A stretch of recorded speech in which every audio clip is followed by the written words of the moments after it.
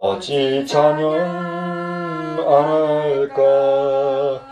예수 안에 있는 우리 한량없이 즐겁고 주 성령의 위로함이 마음속에 차도다.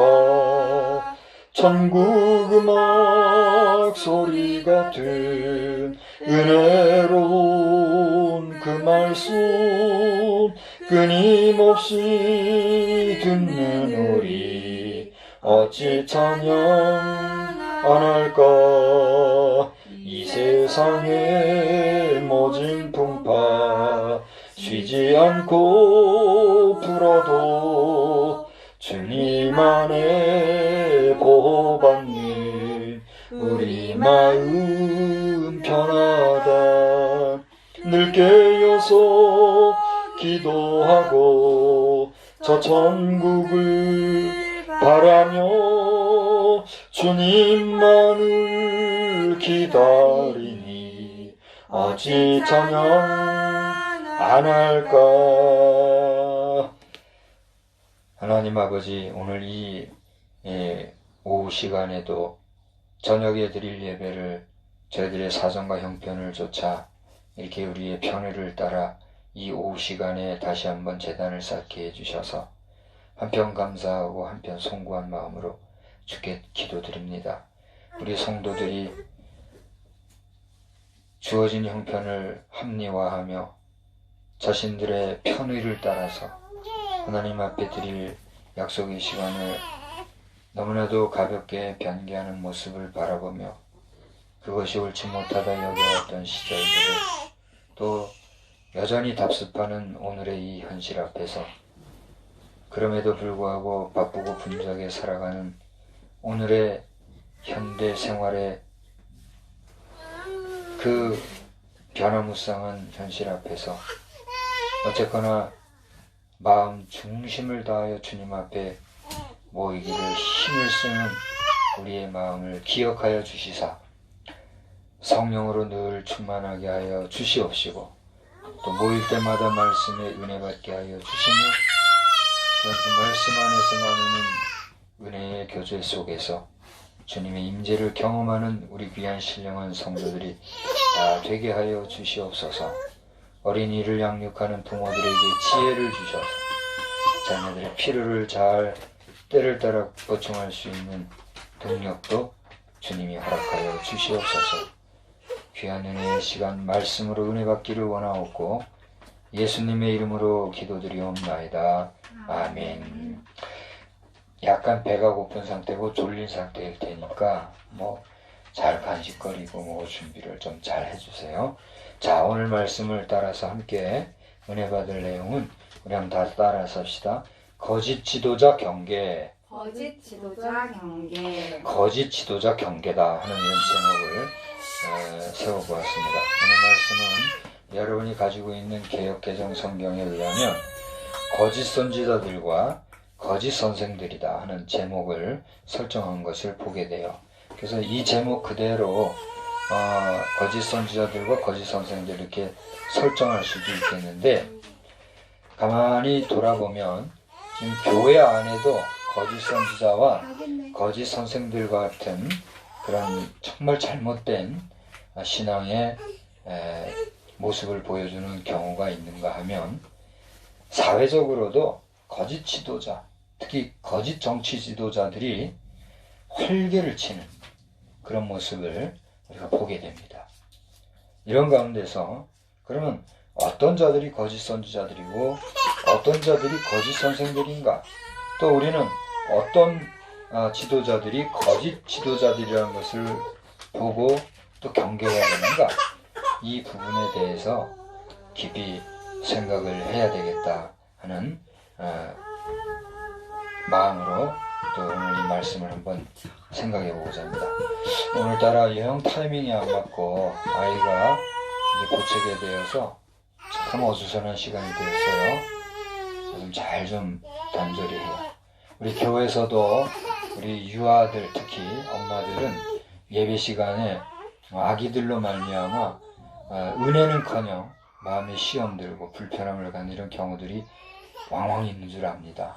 그러나 그것으로 말미암아 자신이 예배 시간에 은혜 받는 일을 놓치거나 시험 드는 일이 없이 모든 일을 미리미리 순적하게 잘 대비해서 예배에 지장됨 없이 어린아이도 그렇고 본인도 그렇고 말씀의 은혜가 되는 그런 시간 되기를 바랍니다. 게으르지면 안 돼요. 게으르면 안 되고 부지런하게 열심을 품고 지혜롭게 타이밍을 잘 맞추면 우리 아이들도 정말 은혜 받는 걸 보게 돼요. 그러니까 특별히 어린 신령들 가진 엄마들 시험에 들지 말고 예배에 큰 은혜 받으시기 바랍니다. 오늘 말씀을 보니까 누가 거짓 선생들이고 누가 거짓 선지자냐? 본문을 이미 우리가 다 읽어보았으니까 해답을 여러분은 알고 계셔요. 다 알고 계신데 그것을 정리를 해서 몇 가지를 찍어보자면 이렇습니다. 2절을 보니까 호색한다. 3절에 보니까 탐심을 가진 자요. 또 같은 3절에 이득을 취하는 자들이다. 이렇게 얘기하고 있습니다. 이들은 7절을 보니까 무법하고 음란한 행실을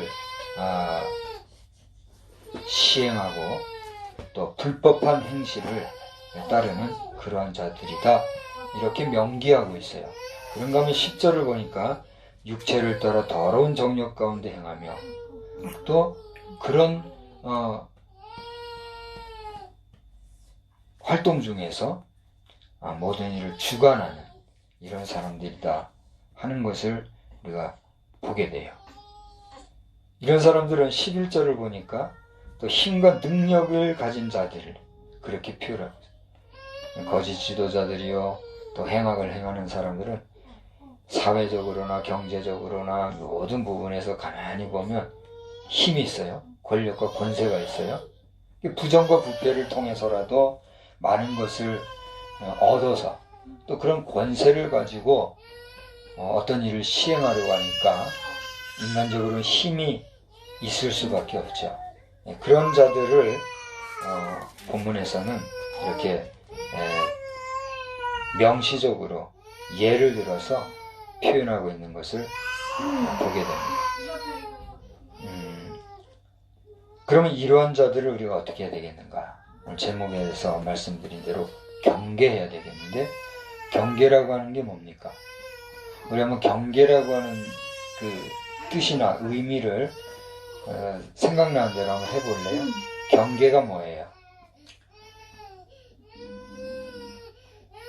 경계를 다른 말로 하면 뭐라고 말할 수 있을까요?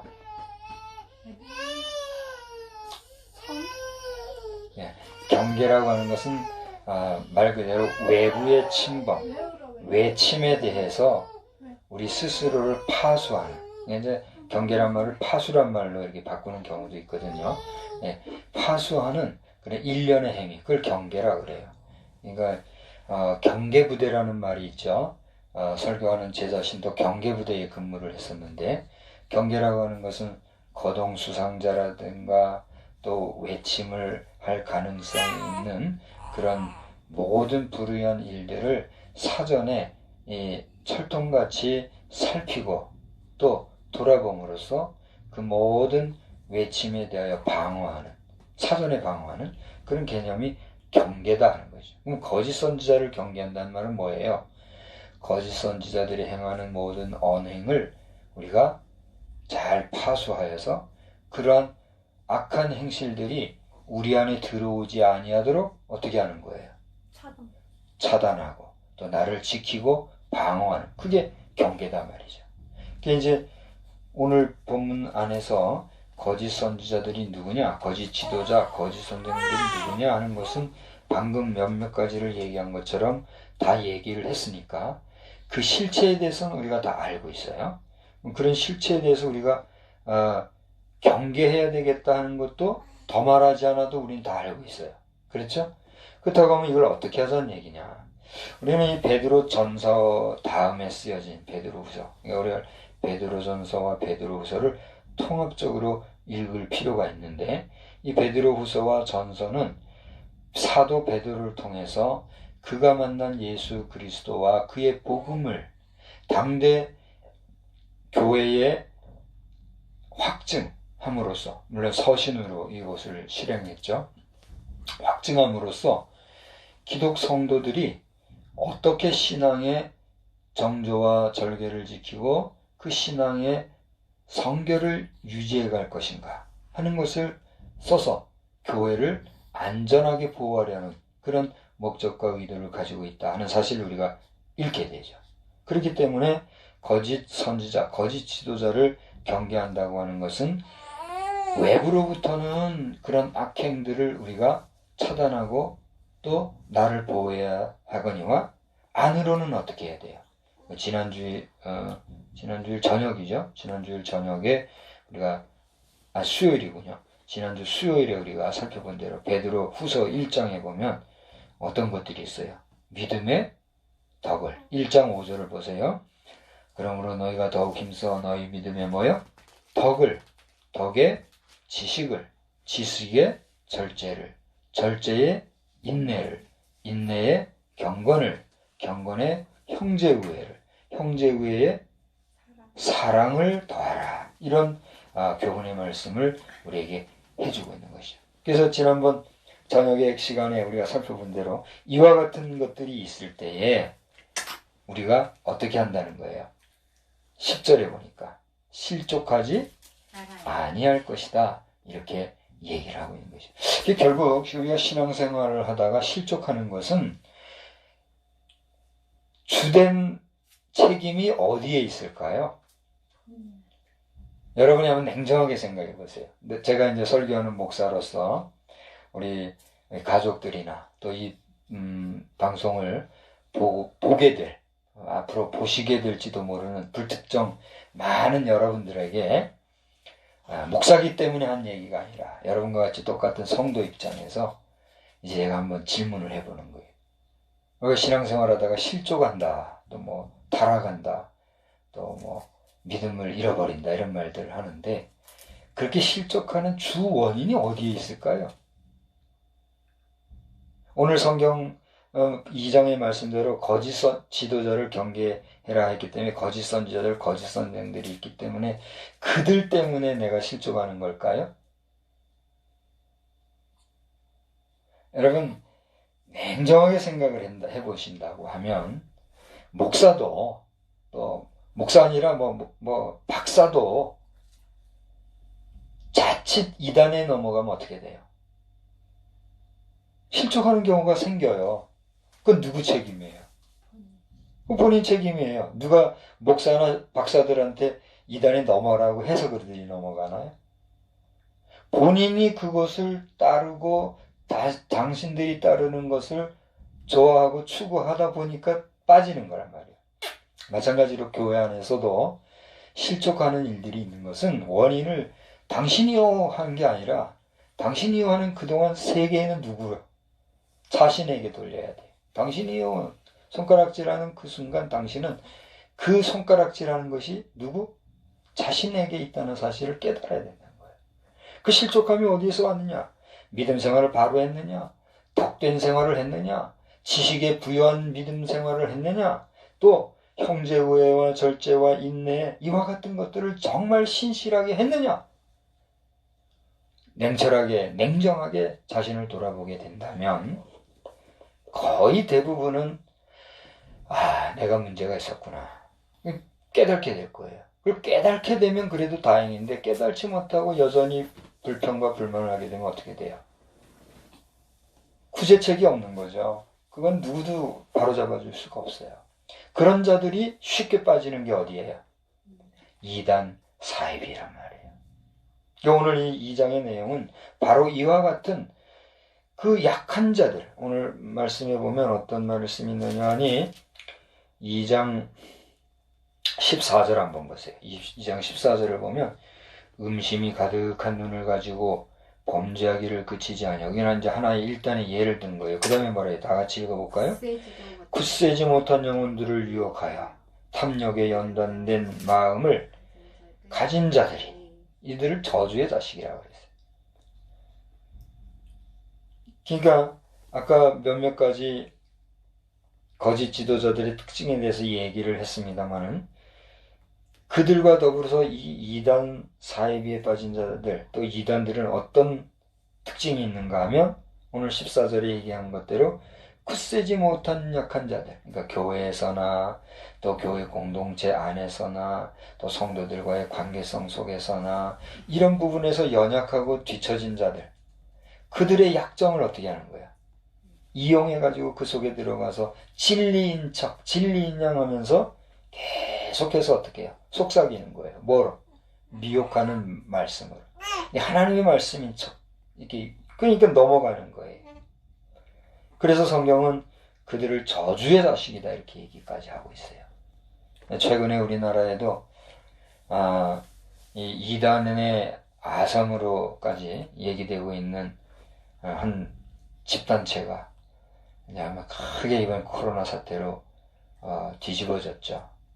그것이 특정 정권과 결탁되어 있는 그런 일은 아니냐 이렇게 한편에서 얘기되는 경우도 보게 되는데 그건 알 수 없는 거죠. 그럴 수도 있다는 것을 우리가 부정할 수는 없으니까 말이죠.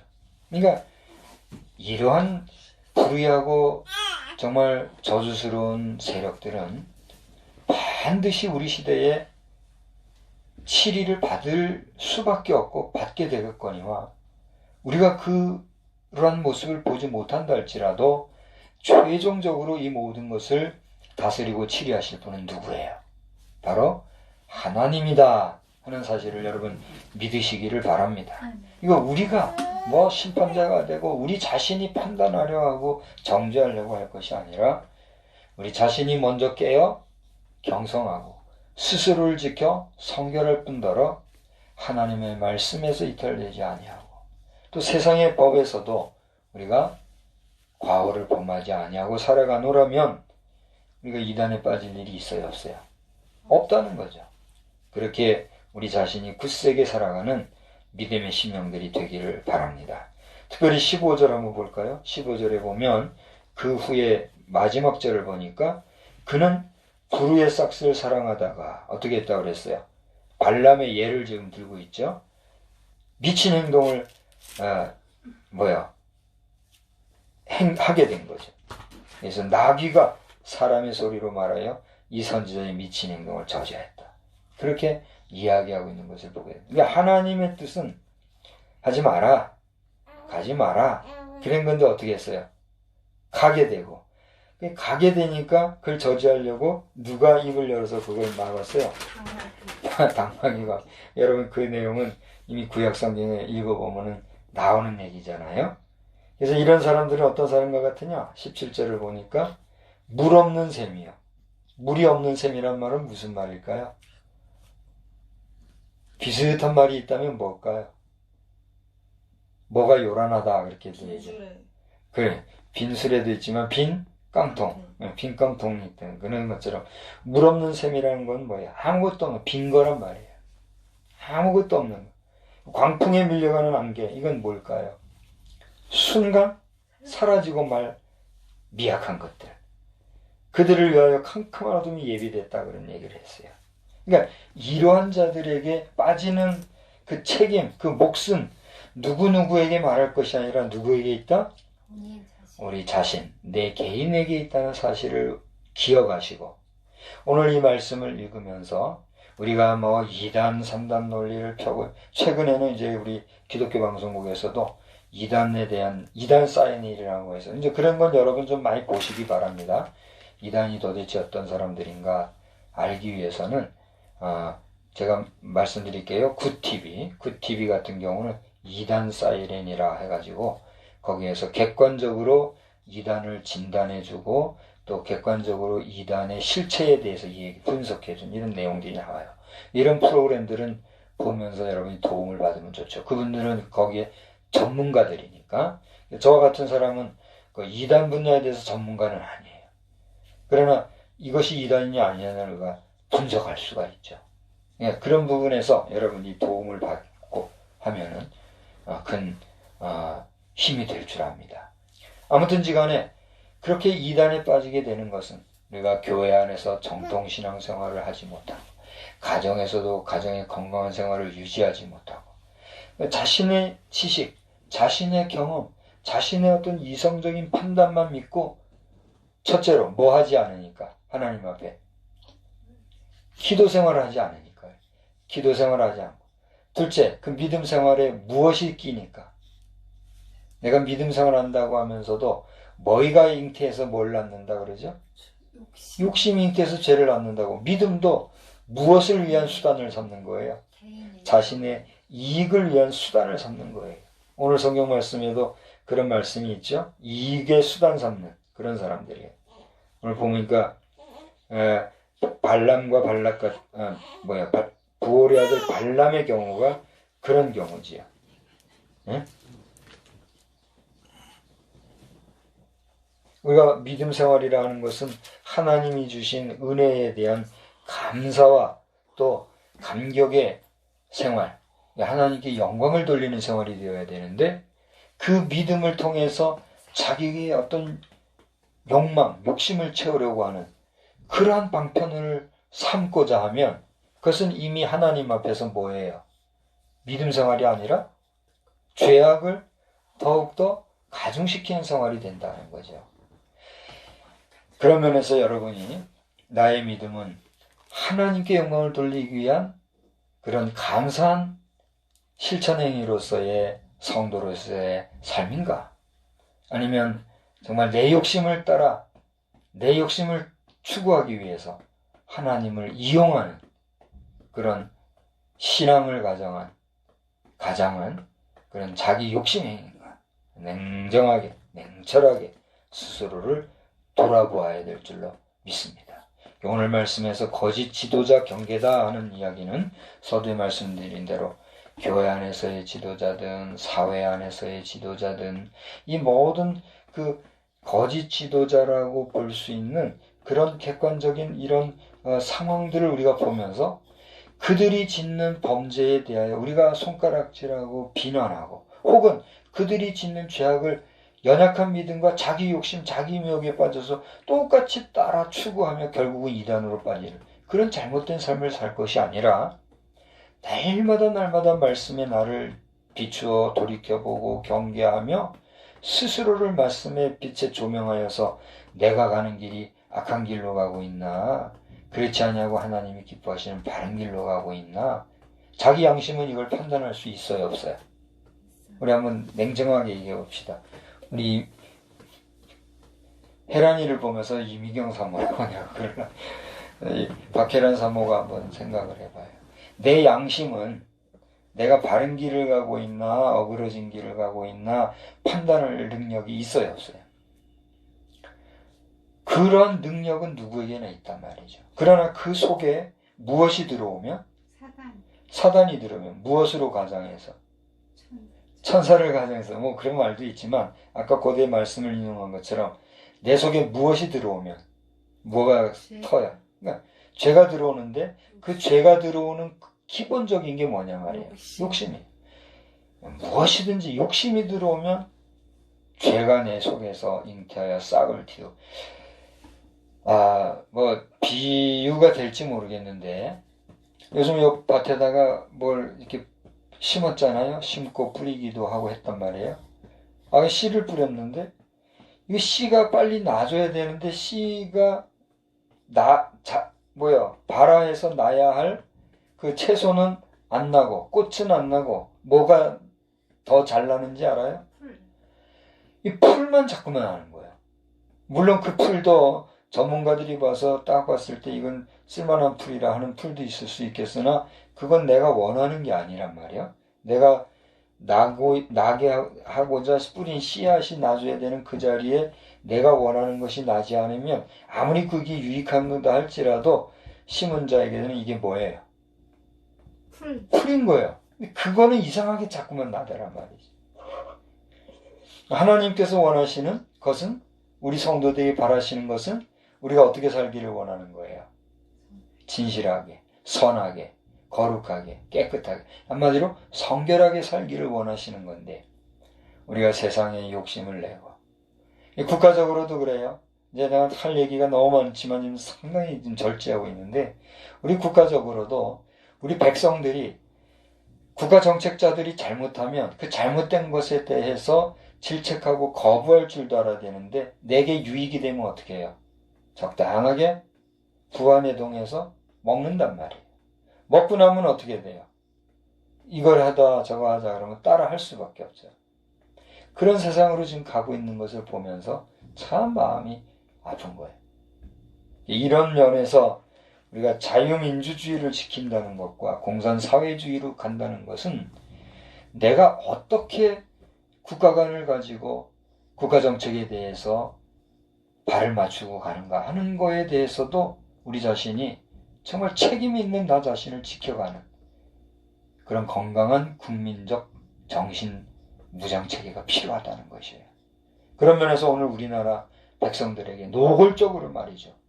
국가기관에서 근무하는 자들이나 저 나쁜 사람들이 국민들을 걸어 뭐라고 그러죠? 막 요즘 하는 말로 국민을 뭐라고 짐승에 빗대어 사는 이런 말들. 얼마나 오만한가. 근데 그게 누구에 의해서 그렇게 된 거예요? 우리 국민들 스스로가 그렇게 맥을 놓고 살아가니까 그런 소리가 나오는 거란 말이죠. 너무 안타깝고 답답할 뿐입니다. 어쨌든지 간에 오늘 말씀을 통해서 오늘 이 저녁 시간, 사실 지금 이 예배 설교 시간은 오늘 저녁 예배 시간을 좀 당겨서 오후 1시에 지금 모여서 드리고 있는 시간인데요.